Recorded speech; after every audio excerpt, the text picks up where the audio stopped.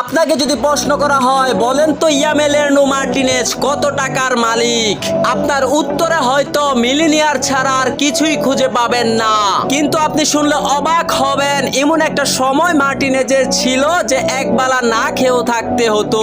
হ্যাঁ দর্শক, বলছিলাম তিনটি কাপ জয়ী আর্জেন্টিনা গোলরক্ষক এমি মার্টিনেজের কথা। মার্টিনেজ এক সাক্ষাৎকারে বলেন, আমি তো সোনার চামচ মুখে দিয়ে বড় হয়নি, আমার বাবাকে আমি দেখেছি অনেক বিল পরিশোধ না করতে পারায় চোখের পানি অজরে ঝরেছে।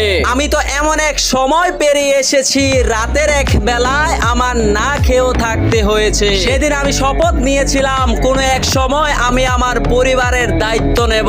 আজ সে মার্টিনেজের ভরসার হাত ধরে আলবিসেলেস্তারা তিনবারের চ্যাম্পিয়ন। তাই আপনাকেও বলতে চাই, লক্ষ্য যদি সঠিক হয় কঠিন পরিশ্রমেও আনবে জয়। ভিডিওটি ভালো লাগলে সাবস্ক্রাইব করে সাথে থাকুন।